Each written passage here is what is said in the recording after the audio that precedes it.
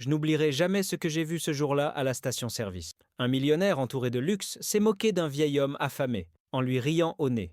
Il lui a lancé un défi cruel, sûr que personne ne pouvait le battre. Mais ce qui s'est passé ensuite a laissé tous les présents dans un silence absolu, les larmes aux yeux. Ce n'est ni une histoire inventée, ni un joli conte. C'est l'histoire d'un homme brisé par la vie qui n'avait pas mangé un morceau de pain depuis des jours, affrontant quelqu'un qui avait tout ce que l'argent pouvait acheter. C'est l'histoire d'un défi absurde, de rires cruels et d'un rebondissement inattendu que personne n'a pu oublier. Avant de vous raconter cette histoire, abonnez-vous à la chaîne et laissez un j'aime.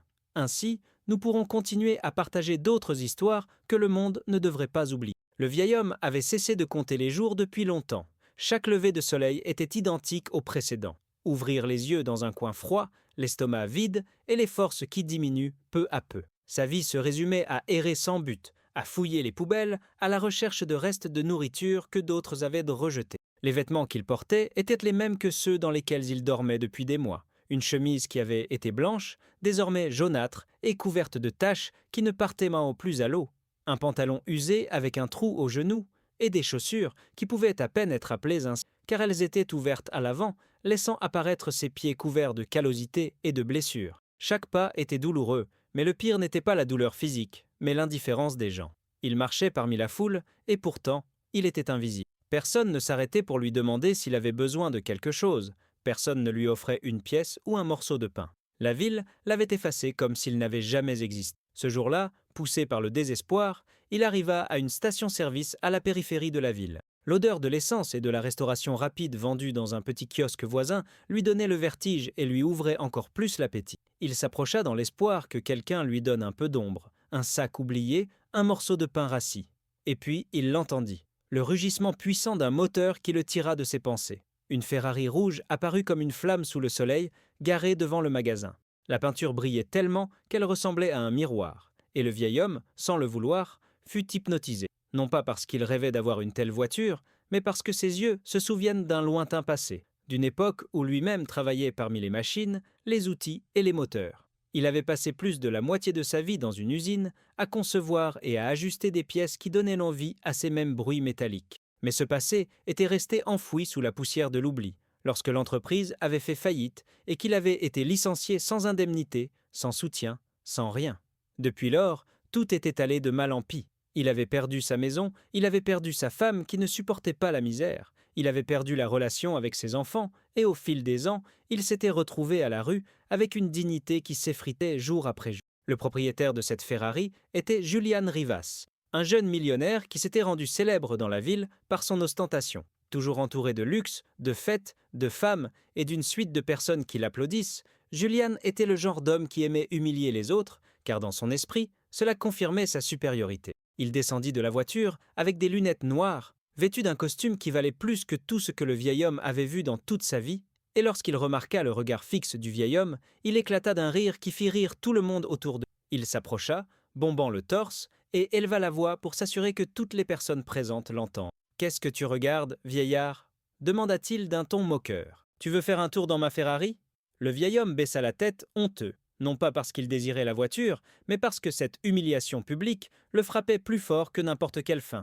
Il essaya de s'éloigner, mais Julian n'était pas disposé à le laisser partir. La moquerie ne faisait que commencer. « On va s'amuser un peu », continua le millionnaire, jouant avec les clés de la voiture dans sa main comme s'il s'agissait d'un trophée. « Je te donne ma Ferrari si tu arrives à la démarrer. Qu'en dis-tu » La phrase tomba comme un coup de tonnerre parmi les personnes présentes. Des jeunes sortent leur téléphone pour filmer, anticipant le spectacle. D'autres ont immédiatement ri, convaincus qu'il était impossible qu'un vieillard famélique puisse démarrer une telle machine. Pour eux, c'était évident. Il s'agissait d'un jeu cruel, d'une blague qui se termina par encore plus de rire et d'humiliation. Julian savourait le moment, avec un sourire mêlant arrogance et cruauté, convaincu d'avoir trouvé le moyen idéal de se divertir aux dépens de cet homme invisible. Le vieil homme leva les yeux avec effort. Ses yeux étaient rougis, fatigués, mais au fond brillait quelque chose que personne ne pouvait voir. Un mélange de dignité blessée et de souvenirs enfouis qui n'étaient jamais complètement morts. Sa voix était faible, à peine un murmure, mais suffisamment clair pour que tout le monde l'entende. « Si j'y arrive, je veux juste manger. » Les rires s'éteignirent, brusquement. Pendant un instant, Julian perdit son sourire. Personne ne s'attendait à cette réponse. Personne ne s'attendait à ce que le prix demandé par cet homme en échange de l'allumage d'une Ferrari de plus de 200 000 dollars ne soit qu'un plat de nourriture. Le silence était gênant, pesant, mais Julian n'était pas disposé à en rester là. D'un geste provocateur, il tendit les clés vers le vieil homme comme s'il lui tendait un piège. « Allez, mon vieux, dit-il avec mépris, montre-nous ce dont tu es capable. » Et ainsi, sous les regards de tous, le vieil homme fit un pas en avant. Il marchait lentement, chancelant, mais chaque pas le rapprochait non seulement de la voiture, mais aussi du souvenir de ce qu'il avait été, de la douleur de ce qu'il avait perdu et de l'occasion de prouver, ne serait-ce qu'un instant, qu'il restait en lui une étincelle de ce qu'il avait été autrefois. Le vieil homme s'avança lentement vers la Ferrari, tandis que les regards le suivaient avec un mélange de moquerie, de curiosité et d'attente. Chaque pas semblait être un défi en soi. Ses genoux tremblaient, ses épaules voûtées portaient non seulement le poids de l'âge, mais aussi celui des années d'abandon et de mépris. Lorsqu'il arriva à la portière de la voiture, il tendit une main sale, rugueuse, marquée par les cicatrices d'anciennes blessures. Il hésita un instant, comme s'il craignait de salir de sa misère cet objet brillant qui représentait tout le contraire de sa vie. Mais finalement, il le toucha et le contraste fut brutal. La douceur impeccable du métal poli contre la dureté et la ruine d'une main qui avait connu les outils, les machines et la graisse dans un passé que personne ici ne pouvait imaginer. Certains jeunes se mirent à rire à nouveau, chuchotant que ce serait un spectacle ridicule. L'un d'eux murmura même que le vieil homme ne saurait même pas comment ouvrir la porte. Julian, quant à lui, observait les bras croisés, convaincu qu'il allait bientôt pouvoir savourer l'humiliation qu'il avait prévue. Mais contre toute attente, le vieil homme trouva le mécanisme avec aisance. Il tira doucement et la porte s'ouvrit avec un clic net. Les murmures de la foule s'intensifièrent. Personne ne s'attendait à ce qu'il puisse faire cela. Avec effort, il s'installa dans le siège en cuir, un siège qui enveloppait des corps habitués au luxe, et non la fragilité d'un homme qui pouvait à peine se tenir debout. Il ferma les yeux un instant et respira profondément. Ce n'était pas la première fois qu'il s'asseyait dans une Ferrari. Il s'asseyait à nouveau dans un souvenir. Dans son esprit, les jours où il concevait des pièces, où les moteurs rugissaient sous sa supervision, où son travail avait un sens pour le monde, lui revinrent. Pendant un instant, il cessa d'être un mendiant, il cessa d'être invisible, il redevint ingénieur, créateur, un homme qui maîtrisait la puissance de ses machines. Ses mains tremblantes se dirigèrent vers la clé. Le silence était absolu, à peine rompu par le vent et le bruit lointain des téléphones qui enregistraient. Il tourna une fois, le moteur toussa, rugit brièvement, puis s'éteignit. La foule éclata de rire. Julian éleva la voix, feignant d'être déçu, mais en réalité savourant chaque seconde. « C'est tout !» cria-t-il. « Tu ne sais même pas l'allumer !» Le vieil homme ne répondit pas. Il ne regarda personne. Il resta immobile, la main toujours sur le contact. Il ferma à nouveau les yeux. Puis ses lèvres bougèrent, murmurant des mots que personne ne comprit, mais qui étaient en réalité des instructions techniques, presque comme une prière apprise au fil de décennies de travail. Il appuya sur quelques boutons, tourna un bouton, régla la pédale avec la précision de quelqu'un qui connaissait chaque réaction de cette machine. Le public cessa peu à peu de rire. Ces mouvements n'étaient pas ceux d'un ignorant essayant au hasard. Il y avait une intention, il y avait une connaissance. Il réessaya. Le rugissement du moteur emplit l'air, cette fois plus ferme, plus profond. Certains reculèrent d'un pas, surpris par la puissance du son. Le vieil homme ouvrit les yeux, regarda le tableau de bord comme quelqu'un qui salue un vieil ami et toucha délicatement l'accélérateur. Le moteur répond par un rugissement parfait, constant, puissant. Personne n'osa rire cette fois-ci. Le silence devint si pesant que même Julian perdit un instant l'arrogance qui se lisait sur son visage. Le vieil homme laissa le moteur rugir quelques secondes, puis s'éteignit calmement. Il descendit lentement de la voiture, comme si chaque mouvement lui demandait toute son énergie. En se levant, il posa une main sur la portière et respira difficilement. Il marcha vers Julian, à petits pas mais d'un pas ferme, et lui tendit la clé. Sa voix était rauque, mais claire. « Elle est déjà allumée. Tiens ta promesse. » L'impact fut immédiat. Tous les présents le regardaient, et non le millionnaire. Pour la première fois, l'attention n'était pas focalisée sur la Ferrari ni sur Julian, mais sur cet homme invisible qui avait accompli l'impossible. Les téléphones continuaient d'enregistrer, mais désormais, personne ne le faisait par moquerie. Ils enregistraient parce qu'ils sentaient qu'ils assistaient à quelque chose qui resterait gravé dans leur mémoire. Le vieil homme ne souriait pas. Il n'y avait aucune fierté sur son seulement de la fatigue et une supplication silencieuse dans son regard, la supplication de quelqu'un qui ne demandait ni argent, ni luxe, seulement un morceau de pain pour apaiser la faim qui le consumait. Julian, pris au piège de son propre défi, ne savait pas quoi dire. Son sourire avait complètement disparu. Il regarda autour de lui, cherchant du soutien, mais les regards de la foule étaient froids, durs, expectatifs. Le silence l'accablait. Pour la première fois depuis longtemps, le millionnaire ne contrôlait pas la situation. Son jeu cruel avait pris une tournure inattendue, et il se trouvait maintenant face à un vieil homme qui l'avait vaincu avec dignité, sans élever la voix, sans avoir besoin de crier ni d'exiger quoi que ce soit. L'homme baissa la tête et attendit. Il attendit comme quelqu'un qui n'a plus rien à perdre. À cet instant, tout le monde comprit clairement ce qu'il avait dit auparavant. Il ne le faisait pas par vanité. Il ne le faisait pas pour la gloire. Il le faisait parce qu'il avait faim. Parce qu'un plat de nourriture signifiait plus pour lui que n'importe quel Ferrari. Le murmure de la foule se transforma en un silence gênant, si lourd qu'il semblait écraser l'air. Personne ne s'attendait à ce que le vieil homme puisse démarrer la Ferrari, et encore moins avec cette assurance, avec ce calme que seul quelqu'un qui connaissait vraiment la machine pouvait manifester. Ce qui avait commencé comme un spectacle d'humiliation se transforme maintenant en une scène de respect involontaire. Les téléphones qui enregistraient auparavant pour s'amuser enregistrent désormais autre chose. La révélation que cet homme n'était pas un simple mendiant, mais quelqu'un avec une histoire qui refusait d'être oublié. Le contraste était brutal. Quelques minutes auparavant, ce vieil homme était invisible aux yeux de tous, un déchet social auquel personne ne prêtait attention. À présent, il était devenu le centre absolu de l'attention, et ce sans crier, sans supplier, simplement en montrant qu'il possédait encore en lui un savoir et une dignité que même la misère n'avait pu lui arracher. Le vieil homme se tenait devant Juliane, tendant la clé d'une main tremblante. Il ne demandait rien de plus, n'exigeait rien. Il réclamait simplement ce qu'on lui avait promis, avec le calme de quelqu'un qui n'a plus rien à perdre, car il a déjà tout perdu. Et pourtant, la réponse ne venait pas.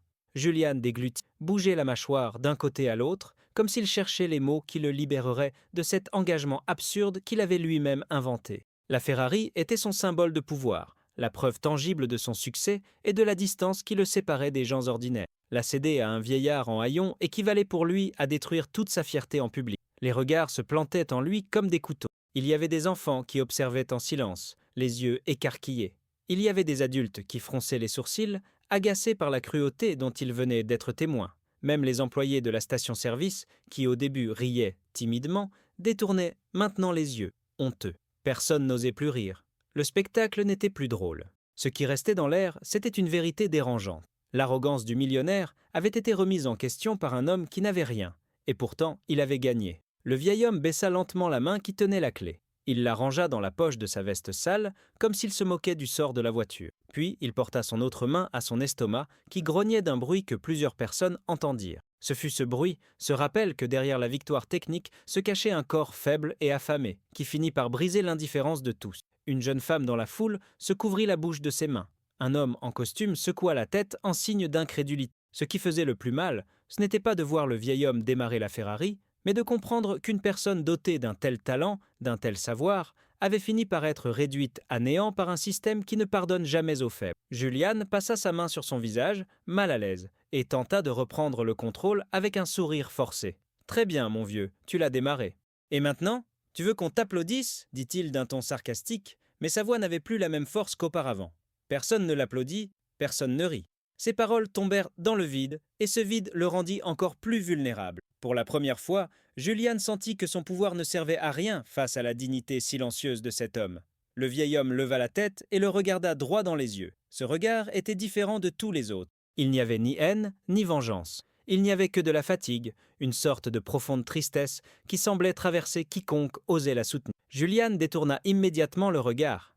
Il ne pouvait pas le supporter. Ce geste ne passa pas inaperçu. Certaines personnes présentes se mirent à murmurer entre elles, montrant du doigt le millionnaire, remettant en question son attitude. L'atmosphère était tendue et tout le monde pouvait sentir que quelque chose de plus important était sur le point d'éclater au grand jour. Le vieil homme recula d'un pas, respira difficilement et, s'appuyant contre la portière de la voiture, laissa échapper des mots que personne ne s'attendait à entendre. « Je n'ai pas besoin de ta Ferrari, j'ai juste besoin de manger. » Ce fut comme un coup de poing en plein cœur pour tous ceux qui étaient là présents. Cette phrase simple, prononcée d'une voix fatiguée mais ferme, résonna plus fort que n'importe quel rugissement de moteur. Les gens eurent tôt la gorge serrée, car ce qu'ils demandaient n'était pas un luxe, ni la richesse, ni la vengeance. C'était le besoin le plus fondamental, celui que tout le monde considère comme acquis sans y réfléchir à deux fois. Manger, rien de plus. Ce moment a complètement changé l'ambiance. Ce qui était auparavant un défi cruel s'est transformé en une scène chargée d'humanité. Les rires se sont transformés en larmes contenues,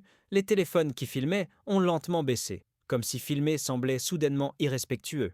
Les yeux n'étaient plus rivés sur la Ferrari ni sur Juliane. Ils étaient rivés sur le vieil homme, sur son corps fragile, sur l'injustice de le voir réduit à mendier du pain après avoir démontré une capacité que peu de jeunes mécaniciens auraient. Le silence a été rompu par un petit garçon qui a tiré la main de sa mère et a demandé à voix haute « Maman, pourquoi personne ne lui donne à manger ?» Cette question, innocente et pure, fut comme un miroir brutal pour tous les adultes. Certains baissent la tête, d'autres froncèrent les sourcils, mal à l'aise. Julian serra les poings, furieux, car il perdait le contrôle de la situation. Mais avant qu'il n'ait pu répondre, le vieil homme se retourna lentement et commença à s'éloigner. Il marchait lentement, en titubant, comme si chaque pas pouvait être le dernier. Il n'y avait pas de colère dans sa démarche, seulement de la résignation. Il semblait prêt à disparaître à nouveau dans l'invisibilité des rues, à laisser derrière lui l'humiliation et l'attention fugace qu'il avait reçue. La foule s'écarta sans un mot. Personne n'osait l'arrêter, mais personne ne pouvait non plus détourner les yeux. Il y avait un sentiment de dette dans l'air, le sentiment que le laisser partir ainsi serait une injustice encore plus grande que la moquerie initiale. Julian le regardait s'éloigner, le visage crispé entre la colère et la confusion, incapable de réagir. Il ne comprenait pas pourquoi ce vieil homme, après l'avoir vaincu, ne demandait rien d'autre que le minimum pour... Et dans cette confusion, dans ce silence chargé de questions, une vérité qui allait tout changer à jamais était sur le point d'être révélée. Le vieil homme était déjà à plusieurs pas de distance, le dos voûté et l'ombre de son corps se raccrochant au sol, lorsqu'une voix ferme, bien que brisée par l'émotion, l'arrêta. Ce n'était pas Julian, ni quelqu'un de la foule. C'était le plus jeune employé de la station-service, un garçon qui ne devait pas avoir plus de 20 ans, qui avait observé tout cela en silence. « Monsieur, attendez », dit-il, sans se rendre compte que tous les regards étaient braqués sur lui. « Comment avez-vous fait ?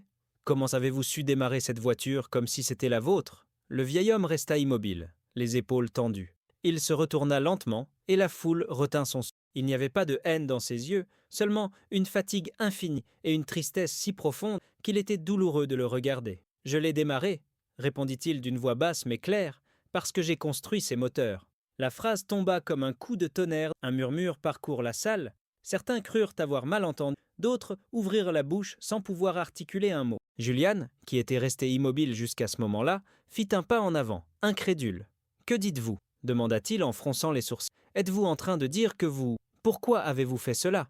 Le vieil homme acquiesça lentement. Ses yeux, embués par les larmes qu'il retenait, se perdirent un instant dans ses... « J'ai été ingénieur pendant 30 ans dans l'usine qui concevait des moteurs comme celui-ci, » expliqua-t-il d'une voix de plus en plus tremblante. « J'ai consacré ma vie à perfectionner chaque pièce, à faire de ces voitures ce qu'elles sont aujourd'hui. Je passais des nuits entières sans dormir, à ajuster, à corriger, à rêver du rugissement parfait du moteur. Et nous y sommes parvenus à maintes reprises. Mais lorsque l'entreprise a fait faillite, ils nous ont licenciés sans rien.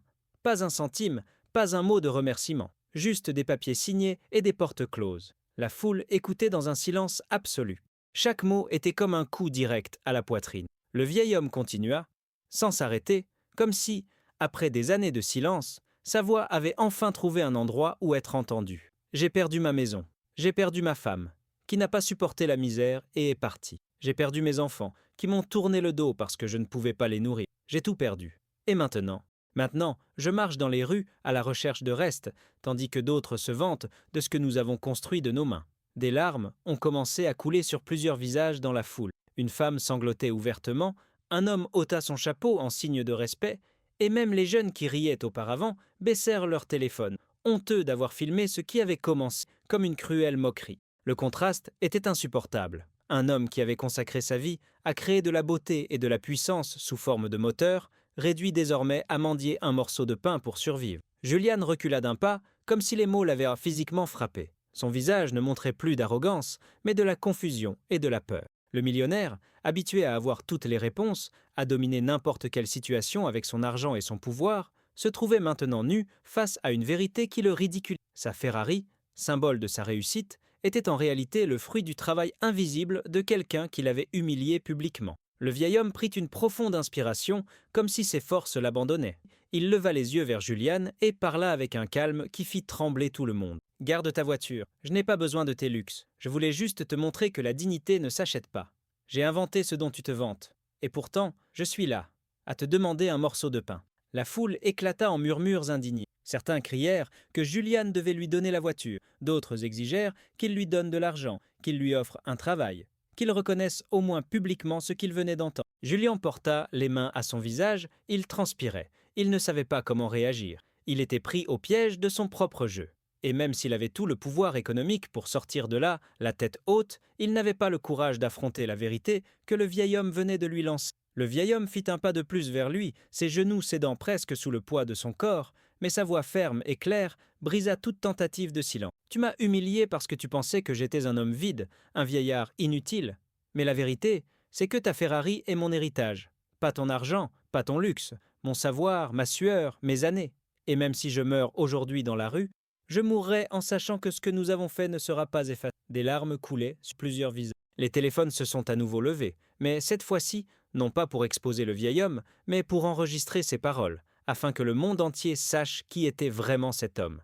Julian était pâle, incapable de soutenir son regard. La foule le jugeait par un silence des plus cruels, et lui, habitué à être adoré, se retrouvait désormais réduit à néant face à quelqu'un qui n'avait rien de matériel, mais une grandeur qui ne s'achetait pas. Le vieil homme baissa la tête et s'écarta légèrement, comme si le poids de ses souvenirs l'avait épuisé. Les gens lui laissèrent à nouveau le passage, mais cette fois, personne ne le laissa partir avec indifférence. Tous le suivaient du regard, conscients d'avoir été témoins de quelque chose qu'ils n'oublieront jamais. Et à ce moment-là, alors que la scène semblait s'effondrer dans un silence rompu par les larmes et les respirations saccadées, commença ce qui allait être le dénouement définitif de cette histoire, un dénouement qui mettrait à l'épreuve non seulement le millionnaire, mais aussi toutes les personnes présentes. Le silence qui régnait après les derniers mots du vieil homme était si pesant qu'il semblait impossible à briser. Julian était là, dans son costume impeccable trempé de sueur, entouré d'une foule qui le regardait avec un jugement silencieux et impitoyable. Ses lèvres tremblaient, il voulait parler, mais aucun son ne sortait. Pour la première fois depuis longtemps, il comprenait qu'aucune somme d'argent ni aucune ostentation ne pourrait lui rendre la dignité qu'il avait perdue en quelques minutes. Devant lui, cet homme qui n'avait pas de toit où dormir était devenu un géant moral, et lui, le millionnaire avec sa Ferrari rutilante, n'était qu'un enfant effrayé. Le vieil homme se retourna pour partir, traînant les pieds, avec un sac déchiré qui ne contenait que quelques miettes de pain. Les gens bougeaient avec lui, certains applaudissaient, d'autres pleuraient, et plusieurs essayaient de s'approcher pour lui offrir quelque chose, ne serait-ce qu'une bouteille d'eau ou quelques pièces de monnaie. Mais le vieil homme ne demandait rien. Il avait prouvé ce qu'il avait à prouver, et cela lui suffisait. Son corps fatigué ne cherchait que le repos, même si ce n'était que dans un coin de la rue. Julian, désespéré, fit un pas en avant et cria d'une voix brisée. « Attendez !»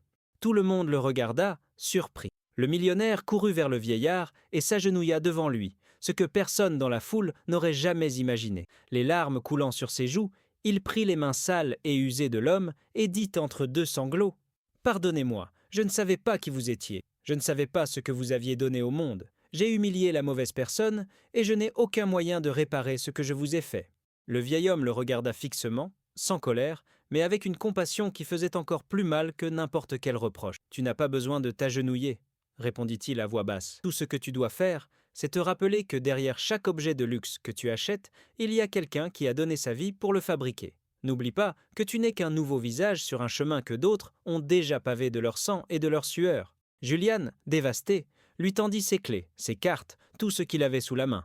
Mais le vieil homme n'accepta rien.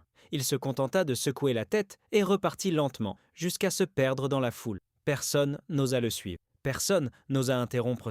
Il ne reste que l'écho de ses paroles, gravées dans les téléphones, dans les cœurs et dans les consciences de toutes les personnes présentes. Cette nuit-là, la vidéo du vieil ingénieur et du millionnaire humilié fit le tour du monde. Sur chaque écran, les gens pleuraient, en découvrant que cet homme oublié avait joué un rôle essentiel dans l'histoire de l'industrie et que son nom avait été effacé par l'indifférence des puissants. Julian a disparu de la vie publique pendant des mois, marqué par la honte, tandis que le vieil homme a continué à marcher, sans luxe, sans domicile, mais avec une reconnaissance que l'argent ne pouvait acheter. L'histoire n'a pas eu une fin heureuse au sens matériel, car le vieil homme n'est pas devenu riche et n'a pas retrouvé sa famille, mais il a récupéré quelque chose de bien plus précieux, sa voix, sa dignité et le respect que le monde lui devait. Et même si beaucoup ont voulu l'aider par la suite, il répétait toujours la même chose. « Je n'ai pas besoin d'une Ferrari, j'ai besoin que vous n'oubliez jamais que la richesse ne vient pas de l'argent, mais des mains qui travaillent et du cœur qui se donne. »